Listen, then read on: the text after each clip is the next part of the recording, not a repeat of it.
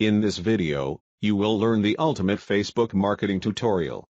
If you are thinking to run marketing on Facebook, keep watching until the end of this training, or feel free to use the timestamp in the description below for easier navigation, because it is important you learn the strong foundation and understanding, so that you can start it the right way.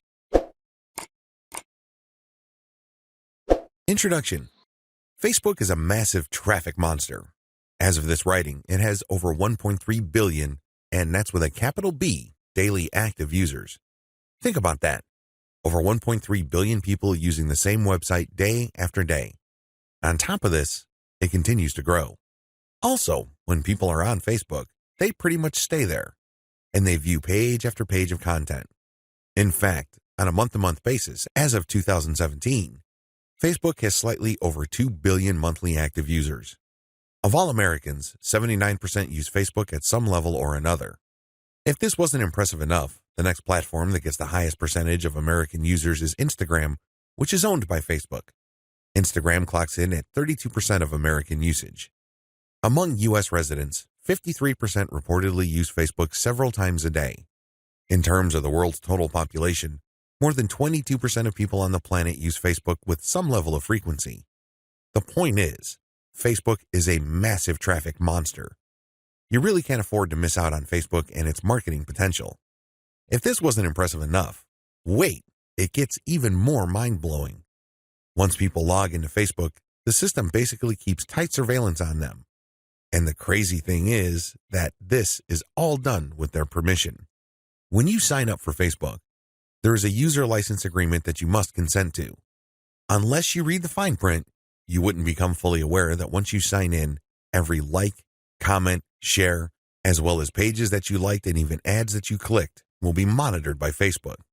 It's as if by watching your behavior, Facebook can make educated guesses as to what your interests are and can then show you advertising that fits those interests. Sounds pretty fair, right? Well, this extends across the board. That's right. Every group you join, as well as interactions on Messenger, are monitored, tracked, and targeted by Facebook. This is not lightweight targeting, mind you. When it comes to fine laser targeting of demographic groups based on individual user behavior, nothing even comes close to Facebook. As awesome as these traffic statistics, advertising technologies, and promotion potential may be, I've got some bad news to report. Too many businesses still fail to fully leverage Facebook. This training teaches you the best ways to promote on Facebook. It also gives you step-by-step instructions so you can engage in Facebook marketing with a higher than average chance of success. 10 common Facebook marketing mistakes. There are very common marketing mistakes that even promotion veterans commit on Facebook. It seems like even the very best of us are not immune to these common mistakes. It's a good idea if you want to save a lot of time, effort, and money at this point to become aware of these mistakes. This will decrease the likelihood that you will probably commit these same errors. Starting off paid campaigns with a bang. Do not start off your paid campaigns with a bang. Start with a free campaign first. Build your audience organically. Get some consumer intelligence. Then you should have the information you need to put together an experimental paid marketing campaign. Start low and slow. The worst thing you can do is to jump in with a massive budget and absolutely no clue. Starting a paid campaign with an immature page. If your page is very new or there's really not that much engagement yet, you might want to hold off on a paid campaign. You simply don't have enough target audience profiling information to base a successful paid campaign on. Using mass content posters with discovery tools. Many marketers use some sort of one-size-fits-all mass promotions tool for Facebook. They would discover all sorts of Facebook groups and pages, and then they would use this tool to spam those areas. Don't do that. You're not doing your brand any favors when you do that. All you're really doing is you're spamming. It's only a matter of time until you get banned. Promoting direct affiliate links or direct sales page links. There's an old saying, you can lead a horse to water, but you can't make it drink. By the same token, you can get a lot of people on Facebook to click on your links, but don't expect them to convert once they go to that affiliate sales page or your own direct sales page. Why won't people buy? After all, they did click on your ad, right? Answer, they haven't been properly qualified. In many cases, they click out of curiosity. Maybe they clicked by mistake. Whatever the case, you still did not get a sale. Posting direct links is not the way to go. You have to build confidence. You have to build trust first. Pulling random content and curating them based solely on keywords. You can't be lazy and just set Facebook publication tools up to just pull any and all content from Facebook that has something to do with your keywords and then just blast them out. You're just spamming when you do that. You have to be very deliberate and careful regarding the kind of content, whether curated or not, that you will associate with your brand. Rotating and republishing the same content over and over again. Have you ever gone to a Facebook page and it seems like all the content got reposted over and over again within the same day?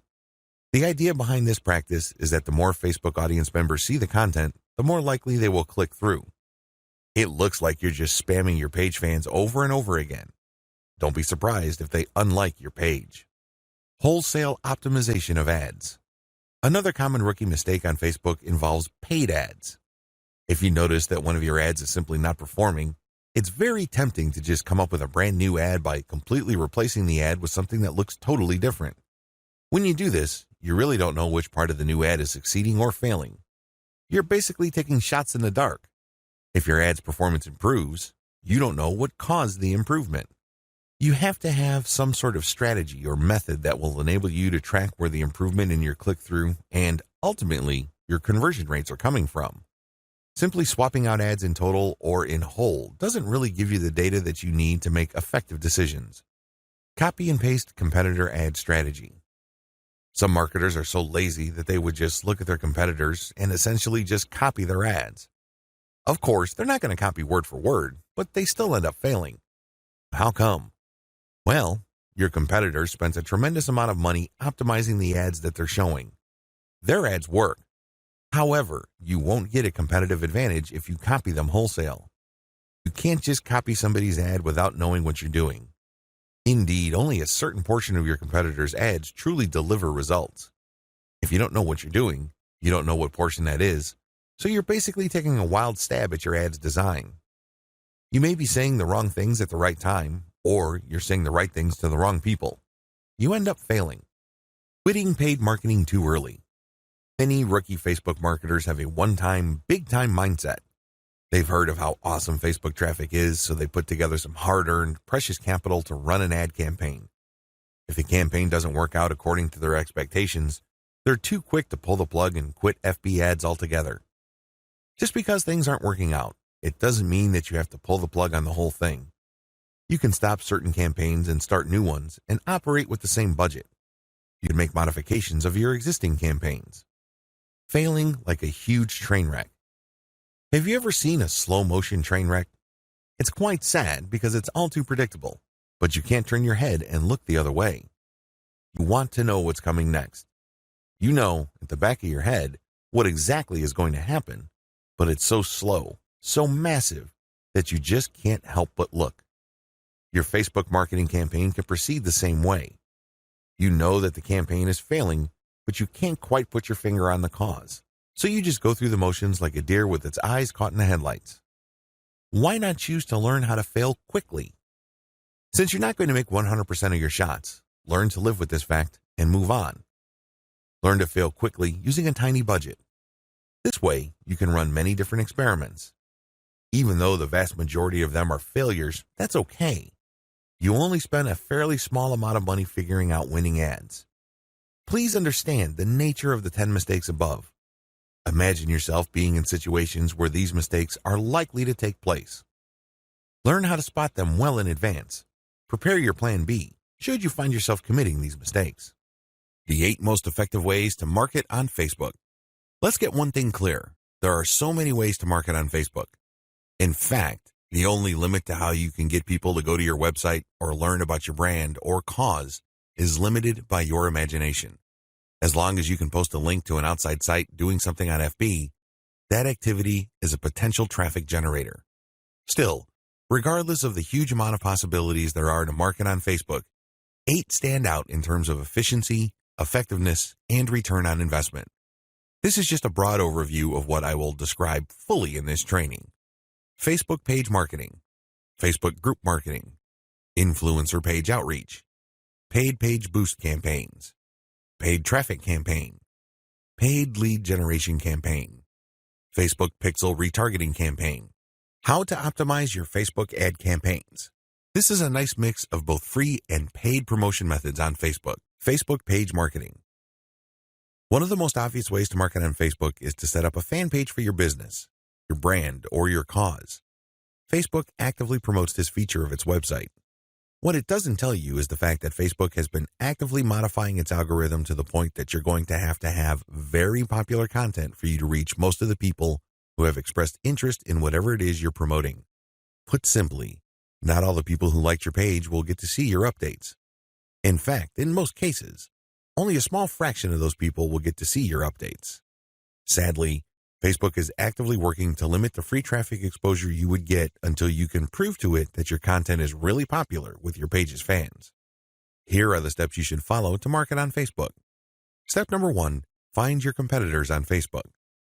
The first thing that you need to do is to avoid reinventing the wheel. You need to avoid trying to figure things out on a completely hit or miss basis. Instead, reverse engineer your competitors. Let them do your homework for you. How? Well, find them on Facebook and learn from what they are doing. Step number 2, get the industry standard look and come up with your own take. Every niche has an industry standard in terms of social media profile, brand appearance, and content strategy. The sooner you understand this, the sooner you will be poised to achieve social media marketing success on Facebook. The longer it takes you to learn this, the longer you will struggle. Understand that your niche audience has become familiar with how certain brands or websites are positioned on social media. If they can't make heads or tails of your social media brand, they probably would not like your page. It may seem weird to them because it seems so far off from the industry standard. Your job at this step is to figure out the industry standard look, content strategy, and other elements, and come up with your own take. Step number 3, reverse engineer your competitors' content strategy and curate. Lots of business owners would post hot content on their social media accounts as well as their blogs. Sadly, 9 times out of 10 that content goes nowhere. People don't click on it, share it, comment, or otherwise engage. What these publishers are doing is basically gambling their content would resonate with their audience. Don't do that. Instead, pay attention to what your competitors are doing and look for patterns. If you notice that your competitors keep sharing content regarding the same type of theme or topic, they may be onto something. They wouldn't waste all this time, effort, and energy talking about the same stuff over and over unless, of course, it connects to their audience at some level or another and produced results. Now, to verify this, look at how many times that piece of content got shared or liked. That should give you some sort of objective proof that this content actually resonates with your target audience members. When you reverse engineer your competitors, you are essentially copying their strategy to reach the same eyeballs that you're trying to reach. This also applies to content curation, where you take content that is published by other people and you promote it on your social media platform. This creates a win-win situation because you're not ripping off this content. You are copying the content's link, including a short commentary, and allowing people to click on the link. This creates a win-win situation. The publishers of this content get traffic. You get to build credibility because you're sharing information that your target audience members would actually be interested in, and this leads to the possibility that they would like your page. Once you have built up enough page likes, you can then start sharing your own content, which leads to direct traffic to your website. Step number 4, pick the best performing or most popular type of content and scale up. Post content for a few weeks. Keep publishing, and then look at the content that gets the most engagement. Which shared materials get the most likes, the most shares, the most comments? At some point, you're going to ignore other types of content and focus on the ones that perform the best. For example, if you have a Facebook page on Chihuahuas and you notice that third-party articles on Chihuahua houses get a lot of shares, likes, and comments, you might want to eliminate most other types of content and focus on Chihuahua houses, because those get the most love from your audience. Step number 5, come up with your own version. Come up with your own version of winning content. For example, you know that Chihuahua houses get a lot of love and are very popular on your page. Come up with your own articles about that topic. These articles, of course, drive traffic directly to your blog or your online store. These have to be at the same level of quality as your third-party content or better. Pay attention to how your curated popular content talks about the topic and adopt the same style but deliver something better. Maybe you should offer longer information, more up-to-date information, or blog posts that have multimedia elements like videos and graphics. Whatever you need to do, come up with content that basically blows away all the other content that you feature on your page.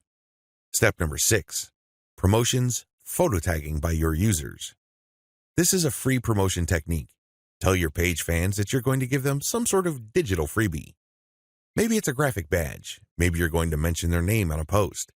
Maybe you're going to give them a free ebook or some sort of free software. Whatever the case may be, tell the people who like your page to tag their friends on photos that you're going to post. Now, these photos, of course, must draw attention to your brand, your website, or your Facebook page. You're not just having them tag a photo. This photo has to say something. It should be promotional in nature. The more photo tags you get, the higher the chance that you will get a lot more page likes and also clicks to your website from Facebook. The best news? You don't have to offer money. In fact, studies indicate that money offers aren't all that effective. It's much better to offer some sort of specialty graphic or digital goodie like a free book or booklet, or maybe a discount code. Step number 7, promotions. Comments by your users. Use the same rules as in step 6, but instead of photo tagging, get your page fans to post comments. It would also help tremendously if the comment includes the name of the people on the commenter's friends list. I leave it up to you how to craft this, but obviously, the more tags there are in the comments, and the more engaging the comments, the more popular your posts become. Step number 8, call your users to action. If you have people who have already liked your page, post occasional reminders to them that they should invite their friends. This works because birds of a feather flock together. Seriously, the main reason why you are friends with people in the first place is because they share roughly the same set of interests as you. People who share basically the same pool of interest tend to attract each other. Take advantage of this fact by calling your page fans to action so they can invite their friends. Step number 9, use insights to promote your page. As much as possible, I would go through step 1 to step 8 and master all steps before I go ahead with step 9. With step 9, you're going to be shelling out money to promote your page. After a couple of months, you can use Facebook's very robust audience profiling system called Insights to promote your page. You will know the right demographic, and you will also know the right posts and content to promote. Step number 10, boost your most popular content. Use Facebook's lookalike audience system to find people who are not currently fans of your page. This feature in Facebook's ad system enables you to reach new audiences who share roughly the same interests as the people who have already demonstrated an interest in your page. You're basically using Facebook's very powerful interest targeting system in terms of demographics and interests to get new eyeballs to your page. This can lead to more likes, which can lead to more readers of your content. From that point, you can then run targeted ads. Facebook group marketing. One of the most powerful ways to market on Facebook is through its group feature. Considering what's been going on with Facebook's algorithm for its Facebook pages, it's a good idea to have your own Facebook group as a backup.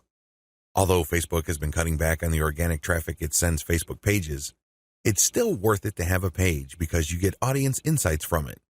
Another great benefit of having a page is the fact that you can copy and paste content from that page to Facebook groups. When people see your content in a group, they not only see the content, but they can also see a like button. When they click that like button, you get a new Facebook page fan. The key benefit of having a Facebook group lies in visibility. Facebook has made it clear that they are tweaking their Facebook page to reward actual engagement. Apparently, Facebook groups are not as suppressed as Facebook pages. In terms of visibility, you stand to reach more of your group members than with the page. The problem with Facebook groups. While the visibility for a lot of people is quite good for Facebook groups, it depends on activity. If the individual group member is not all that active in your group, maybe the person isn't liking or commenting, they're not going to get as many notifications on their Facebook update section than somebody who is active. This is a big drawback. The vast majority of people who would join your own Facebook group are not going to be active. They're just there to read information. They're just there to sit back and check out what you have to offer. Here's how you promote using your own FB group. Create your own groups after your pages mature. The first thing that you need to know is that you should put up your Facebook group only after your page has matured. You want to know who your audience is on Facebook. You're not going to know that until you have a page up. Pay attention to the audience insights. The data set that you would get from that analytics portion of your Facebook management dashboard will let you know who to target. Once you have enough users, and this depends on your niche, you should then put up your group. Your group must be as identical as possible to your page. If you have a logo, put the same logo there. If you have some sort of motto, put the same motto or slogan there. The key here is to use your Facebook group as an extension of the brand that you're creating with your Facebook fan page. Give your group members a reason for coming back. This, of course, means original content or freshly curated content that you don't show on your Facebook fan page. You have to give people a reason for following you on as many different places on Facebook as possible. This, of course, boils down to premium content. Market to other groups. This is the most important part of Facebook group marketing, because if you were to just build your own group as a supplemental source of traffic for your page, you're probably not going to grow all that much. You have to go to other groups which have already done a good job attracting the eyeballs that you want to attract. There has to be a tight fit between these groups and your niche. Go to those places and become a credible poster. This means that you should refrain from just dumping the same content that you have on your page to these groups. Invest time in them to become a local expert or a credible authority. It doesn't take much. If you're the first person to always comment and your comments are always insightful or bring new information to the table, people sit up and pay attention. People can see that you are an asset to the community, and they are more likely to give you the benefit of the doubt when you share content that obviously comes from your page. Once you have established credibility, share your own page content.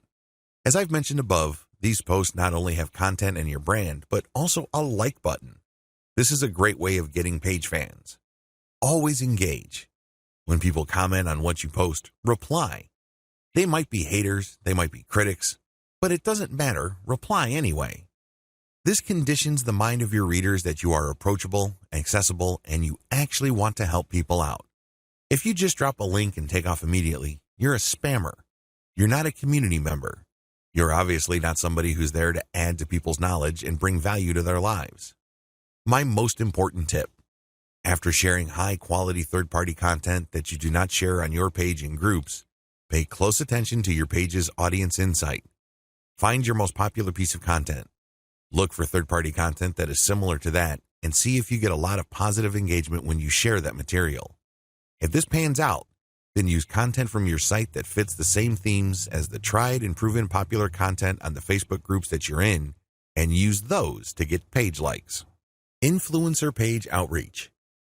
Influencer page outreach really boils down to creating allies. In your niche, you are sure to have competitors. However, some of these competitors are open to cooperating with you. Many will not give you the time of day, but there are few who would see the strategic advantage of partnering up instead of competing. There are also other people on Facebook who have pages and who are not competitors with you. They may even have a lot of fans. Here's how you build alliances with influence leaders on FB. Step number 1, find competitors. The first thing that you need to do is look at your notes when you reverse engineered your competitors. These people are in the same niche as you. After all, you study them to get to the industry standard content strategy as well as page layout and design for your own Facebook page. Next, you should look for non-competitors who specialize in your niche. There should be quite a few of these. These are not merchants or ones who provide services. They're not competing for the same dollars as you. Instead, they cater to the same audience as you. Try to find as many of these as possible. Step number 2, pay your dues by engaging. I know at this point it's very tempting to just go to a competitor's page and post a comment on one of their posts. In the comment, you're dropping a link to your page or to your website. You then repeat this many times on all their posts. Well, let me tell you, if you do this, you're going to get banned. Whatever links you put up will get deleted. It's a waste of time. Don't even think about it. The same applies to influential niche observers. These are non-competitors, but you shouldn't spam them either. Instead, you should pay your dues by engaging. How do you do this? First, you need to share high-quality content. It doesn't matter who wrote the content. It doesn't matter where that content goes to or links to. What's important is that it provides maximum value to anybody reading that content. It has to be on point. It has to deal with a specific theme or topic that you know that your target audience members are interested in. Next, you need to engage with people in terms of answering their questions. Try to be a facilitator. Try to be a mediator. Try to be the go-to source of information for your niche. If people are looking for statistics, go on Google and find them the statistics they're looking for. If they're looking for a video, go to YouTube and search for the content that they're looking for. The more you do this, the more people will pay attention to you because, let's face it, in any kind of online group communication platform, only a very few people actually produce high-quality content. You can count them on one hand most of the time. Everybody else is basically a leech.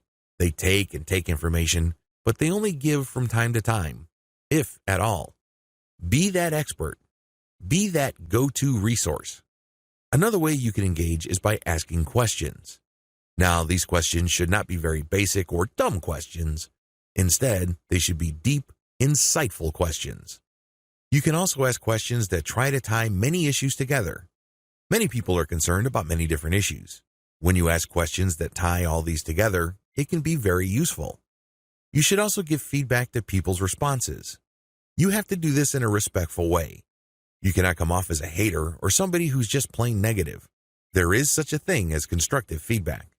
Remember, the name of the game here is to add value to the places that you're on. This means sharing information and enhancing information through proper questions and feedback. Step number 3, become credible, then reach out. At a certain point, people will start asking for you by name. People will try to reach out to you via Messenger. That's when you know that you have become an asset to these groups. That's when you know that you are on people's radars. You're not just this random person showing up every once in a while dropping a link. Instead, you're that person that helps keep these groups together. This is when you reach out. This is when you try to engage with the group admin. Usually, the best way to do this is when they engage with you. Maybe they mention your name, or they send you a message on Messenger. Whatever the case may be, try to wait for them, or reach a high enough level of engagement and acknowledgement from other community members before you reach out. What are you going to be reaching out for? Well, there are many different opportunities on the table. You can ask to swap content with your page. Most page admins don't have a problem with this. You can also ask for a shout-out. Basically, the admin of the page that you're on will tell page fans to check out your page because your page is a friend of the page they run. You can go through some ideas regarding joint events. Now, please keep in mind that this is not like a real event where people have to physically go somewhere, or you have to rent out some hall, rent out security, or get food. No. This is an online event. Maybe a seminar, a live Facebook session conducted from 2 locations, or it can be an interview. Another opportunity on the table is, of course, guest blogging.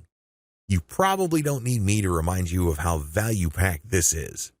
Not only do you get eyeballs to your link, which can produce direct traffic, but you also get tremendous search engine optimization benefits if the partner has a high-value blog.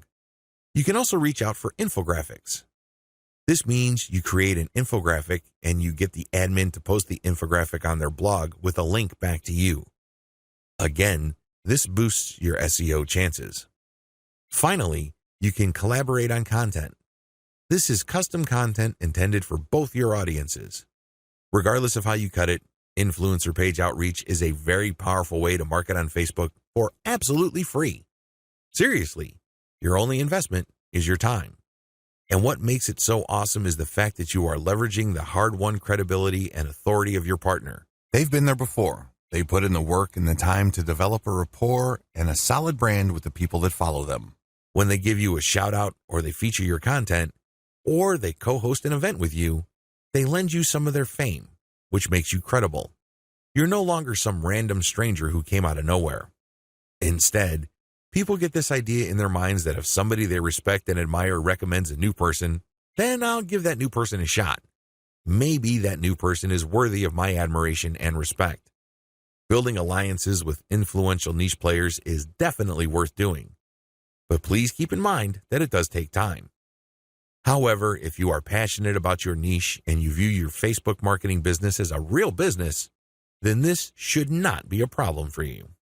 Paid Page Boost Campaign. Another way you can get a lot of traffic from Facebook is by using a paid page boost. Basically, you are paying for the promotion of your page. This is different from a page post boost.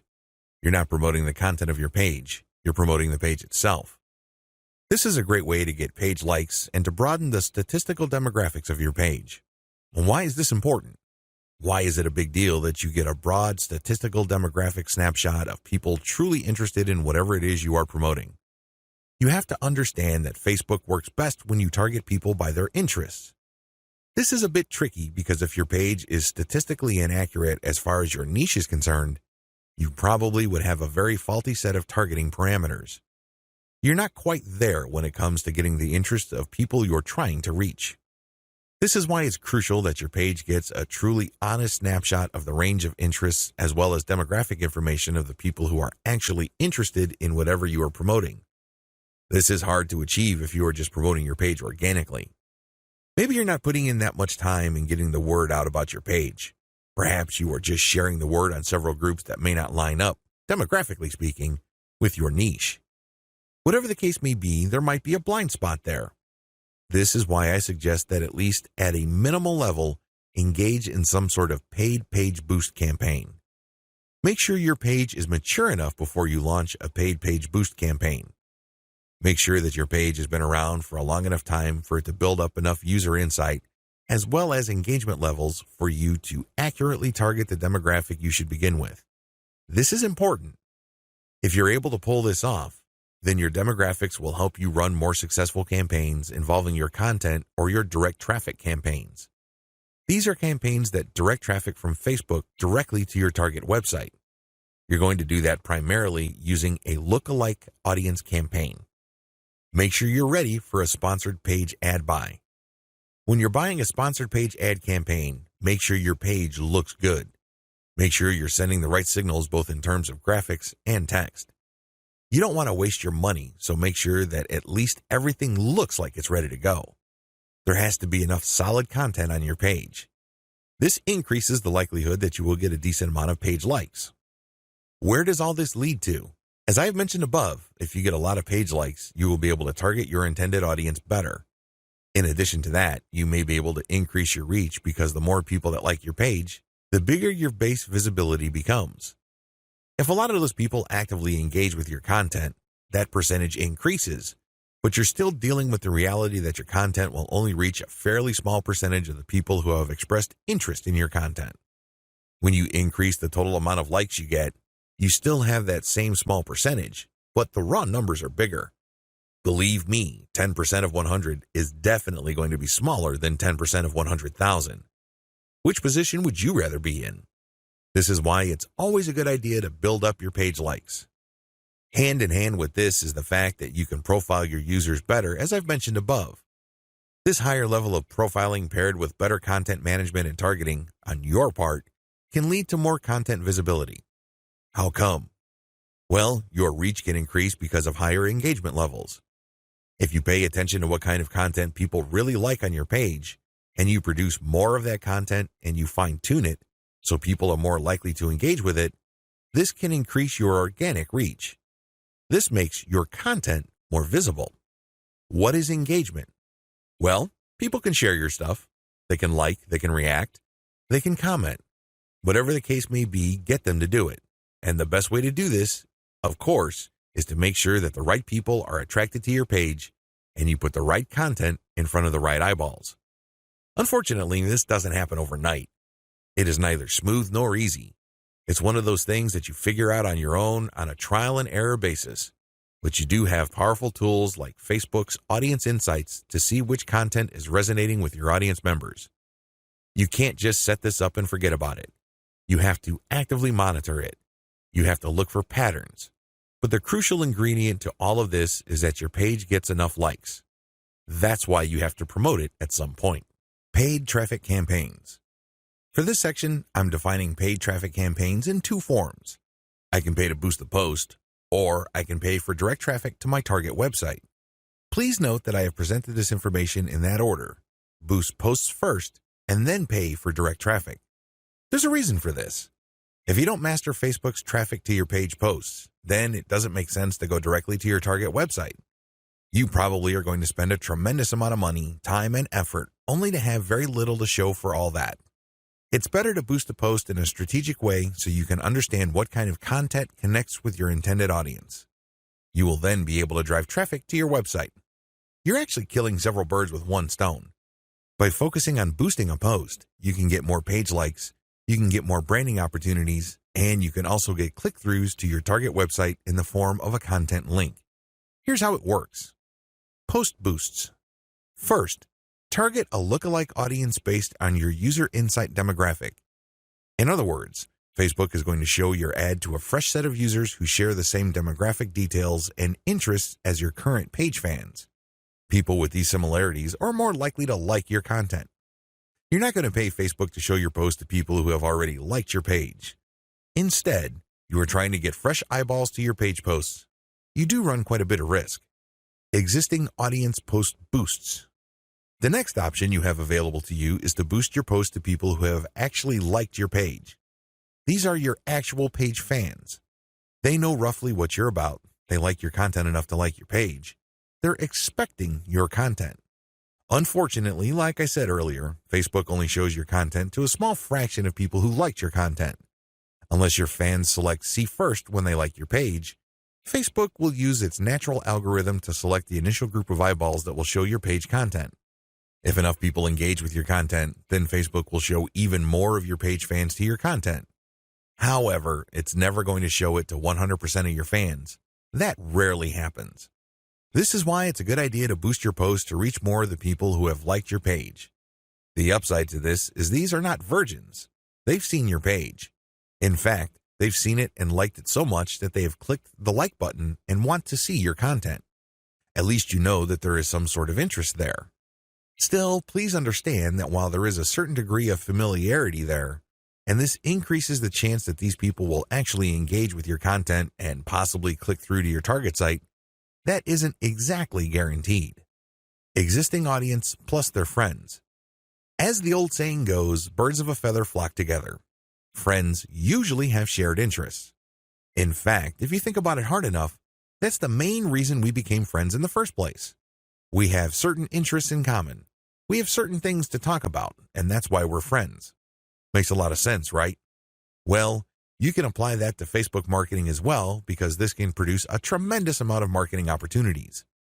Since your page fans also have friends on Facebook, you can buy a post boost that shows your ad not only to your fans, but to their friends as well. This is my favorite when it comes to post boosts because it is a cheap way of getting clicks to your target site. You reach a much wider audience. Please understand that if your page has a fairly small number of likes, even if you boost post after post, you only have a small base to work with. Now, if you expand that base by including your existing audience plus their friends, you have a lot more people to work with. You are operating with some level of confidence because you know that friends usually have shared interests. This translates to possibly cheap clicks to your target site. The best way to do this is to post a link directly to your content or to your promotional page on your website with some content. This way, when someone clicks through, they go straight to your website. They can read your commentary and some preview text, but the text should call them to action. This is the cleanest way to get direct traffic cheaply using post boosts targeting your existing audience and their friends. Direct traffic to your target site. The next option is to promote a target URL directly. It doesn't show a post from your page. It just goes directly to your target website paired with a picture. This is the direct traffic option on Facebook. To become successful with this, you have to use the lookalike audience based on your engaged users' insight data. In other words, your Facebook page should be mature enough for you to get solid consumer intelligence that you can then use to target potentially interested audiences on Facebook. That's the best way to do this. There are other ways. You can run raw targeting. Basically, you're not relying on user insight. Instead, you're just looking for an age range and a geographic location. You're also using gender. In certain situations, this may pay off. In fact, you may get better results than lookalike audiences, but generally speaking, you should focus on using the consumer intelligence your Facebook page gathered so you can reach people who are very similar to people you know have demonstrated a solid interest in whatever it is you're promoting. Best practices. Use them to boost your results. First, run small tests. This enables you to fail quickly. People who really know their way around Facebook run campaign after campaign after campaign until they're able to connect the dots and come up with a campaign that actually works. This is why you need to run small, cheap tests so you can easily see which campaigns are working out and which ones have failed. Next, make sure your budget is low. Usually, when I run a $1 campaign, that is good enough for me. $1 a day for 7 days a week, that is good enough for me to see if an ad has potential. So, I would run several ads. We're talking about $70 for 10 ads running at the same time. Third, focus on what works. Let me tell you, when you run many small tests, the winners stand out. Either they get clicks or not. That's the bottom line. However, at this stage, you're not just looking for clicks. You're not just looking for an ad campaign that gets a lot of attention. Instead, you're also going to look for an ad campaign that actually delivers conversions. You're going to have to set up your Facebook pixel to your target website so you can track whether traffic from Facebook went all the way through. I'm not just talking about traffic produced when people click on your link and they go to a content page and they leave. That's worthless. That's not going to help you. That traffic has to go to the content page, go to the sales page, and eventually make it to the shopping cart. That's when you know your campaign actually has traction. Focus on what works. Focus on what gets a high click-through rate paired with a conversion rate. However, to get there, you're going to have to burn through many ads. This is not going to jump out at you. It's not going to be obvious. It's not going to be easy. Once you have identified that ad and you've fine-tuned it, then scale it up. That's how this works. Basically, you focus on what works and then pour real money into it. Paid lead generation campaigns. Did you know that on Facebook you can collect email? That's right, you can collect leads. It's pretty straightforward. You can run ad campaigns with a lead collection button. It can be find out more, sign up, or other language. Regardless, if you're running this type of campaign, it must be highly targeted. It's really important that your targeting is spot on. I put this part of Facebook ad marketing at this point in the list of marketing methods because this takes quite a bit of work. You should be quite familiar with Facebook before you even try this. You should know your way around Facebook's ad system before you engage in paid lead generation because it can get quite expensive. If your ad doesn't get many clicks or it's super finely targeted, you don't really have that many people to work with, and this can drive up your costs. You have to know how to optimize your ad campaigns on Facebook for this to make sense. You can optimize on many levels. There are 3 levels you can optimize. Level 1, you can tweak the freebie you're giving away. This is the free stuff that you're giving away, so people are motivated to enter their email address into your form. Maybe you're giving away free membership access. Perhaps you're giving away a booklet or a book or a report, a set of templates, a set of graphics, possibly even giving away software or a mobile app. Whatever the case may be, you are giving out freebies, and you need to optimize these. What I mean by that is the freebie that you give must motivate the most people in your target audience to sign up for your mailing list. This is not easy. You cannot assume that just because you think that your booklet is awesome or is the next best thing since sliced bread, doesn't automatically mean people will agree with you. It doesn't work that way. You may have to switch from one freebie to the other until you get a high enough sign-up rate that would tell you that the freebie that you have selected is the right one. Thankfully, this is fairly easy to do with Facebook. You basically run different ads that offer different premiums. Level 2. Level 2 optimization focuses on optimizing your ad copy. As I've mentioned above, lead generation campaigns on Facebook can and do get very expensive. It seems like you're doing all this for basically a handful of emails. This is why it's really important to make sure that you run a fully optimized campaign to get the most results. How do you do this? Well, you optimize your ad copy on an elemental level.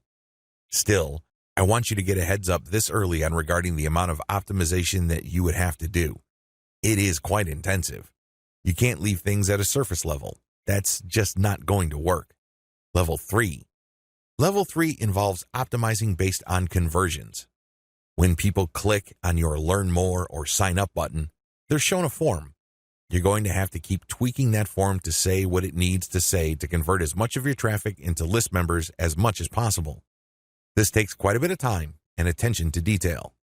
Again, you have to run these experiments while minimizing your costs.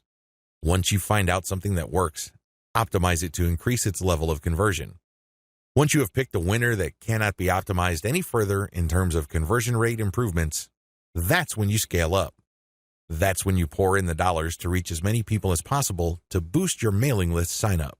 Facebook Pixel Retargeting Campaign. Facebook enables you to put their tracking pixel on your website.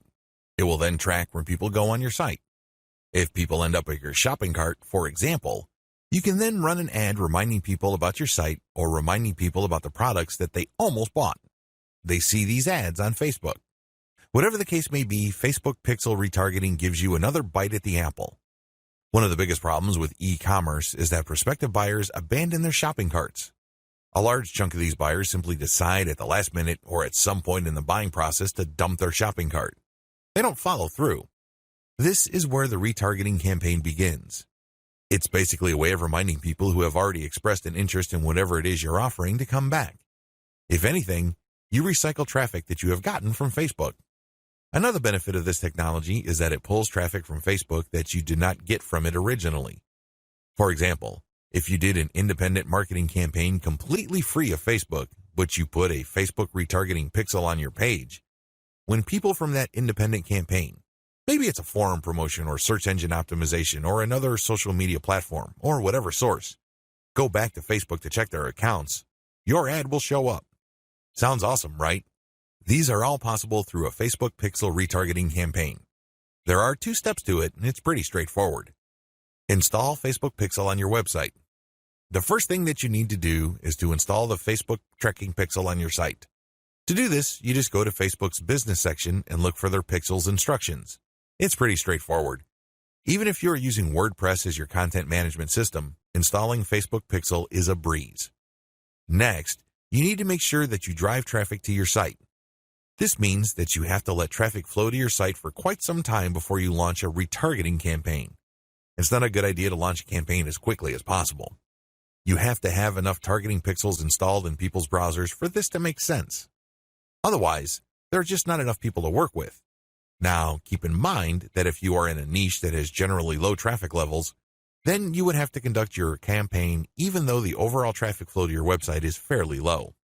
Run ads on Facebook for retargeting. The ads that you're going to run for Facebook Pixel retargeting are going to be a bit different from the normal boosted posts or picture links that you run on Facebook. Instead, these are going to try to achieve 2 things. You can remind people about what they did. Maybe they wanted to buy something, but they changed their mind at the last minute. Perhaps they were reading some sort of conversion article and were about to enter their email address, but they didn't. Whatever the case may be, you're reminding them to come back to what they were doing before. The other thing that you can do with your Facebook Pixel retargeting campaign is to pull people deeper into your website. Usually, a website is composed of 2 parts. The first layer is the content layer, meaning you're trying to get people to know about the problem, like your particular solution, and eventually trust the solution enough so they can buy. The other part, of course, is pretty straightforward. It's all about buying. But there's a complication. A lot of people would go through the content layers, but they never make it through to the actual buying part. They never make it to your conversion page. This is where retargeting ads that pull people deeper into your website makes a lot of sense. For whatever reason, somebody reading an article on your site decides to close the window and get out of your site. You can run ads that tell them about content, but another piece of content that is related to what they were reading before. This pushes them further down the conversion funnel. Alternatively, you can run an ad that promotes your conversion page. Basically, what you're saying to the prospect is you've figured out what my website is about, and you have a clear understanding of what I have to offer. Maximizing your results from Facebook Pixel retargeting. I suggest that if you want to maximize the results you get from retargeting, promote your squeeze page. That's right. Promote the page that recruits people to your mailing list. Usually there's some sort of freebie. There's usually some sort of book or booklet that you're giving away so people can enter their email address. Whatever the case may be, push the squeeze page. Don't dump them to your sales page unless, as I have mentioned above, they actually reached your shopping cart or conversion page and changed their minds at the last minute. That's pretty much the only situation where you should retarget showing an ad that goes directly to the conversion page. Other than that, convert them to sign up for your mailing list. It's your mailing list with its many chances at gaining attention, building trust, and gaining credibility, which will actually do the heavy lifting as far as converting that prospect into an actual sale. How to optimize your Facebook ad campaigns. Follow the steps below so you don't overthink things and make bad decisions when optimizing your FB ads. Reverse engineer your competitors and come up with a standard model. If you have a personal account, find your competitors and like their pages. Before you know it, you'll start seeing ads either from your competitors themselves or from businesses that are very similar to your competitors. Pay close attention to these ads. Reverse engineer them to find the standard model for these ads. In other words, go through as many of these ads as possible and get a clear understanding of what kind of pictures, headlines, and text they use. Also, if they are mostly promoting posts, pay attention to that. Whatever the case may be, look at what they're doing and see common patterns. Focus on the most commonly used strategies because this gives you the industry standard model. Don't get sidetracked by ads that seem so different, so new or so innovative because if they are so different from the industry standard model, they're outliers. There's a high chance that those ads do not convert. Come up with your own version and test with a low budget. Test with a low budget. You don't want to burn through a tremendous amount of cash during the testing process. There will be a time and place for you to get crazy with the budget, but now is not the time. Create variations and test. Now that you have come up with your own version of the standard model, create variations of it and then run low-budget tests. Do not do this randomly. Do not do this based on your feelings or impulses. Instead, you have to follow certain rules on how to create variations. Otherwise, you wouldn't know which part of the ad accounts for its greater success. I've seen this happen many times. In fact, I've committed this mistake before. I would take an ad and test it. I would notice that it's not getting that many clicks, so I'd change half of the ad. Maybe I change the picture and then the headline, or I would change the heading and the description. Whatever the case may be, I would change half of the ad, and sure enough, it would improve. But when I try to improve things again by changing the other half of the ad, it falls apart. You want to establish a way of effectively tracking which changes accounted for which improvement. By using this method, you can optimize parts that work to reach peak convertibility and then work on the other elements of the ad that could use some improvement. However, you have to do this in a systematic way. I've described this in the section below. Pick the winner and make further variations. Now that you have made variations of the original and you ran a test, there will be at least one winner. It gets the most clicks and conversions. Make variations of it and you run the test again. Keep testing until you find the ad that delivers the best return on investment. The end of this process is pretty straightforward. You keep making variations and you keep testing on the cheap until you find an ad that delivers the best ROI. In other words, it delivers the most conversions while costing very little money.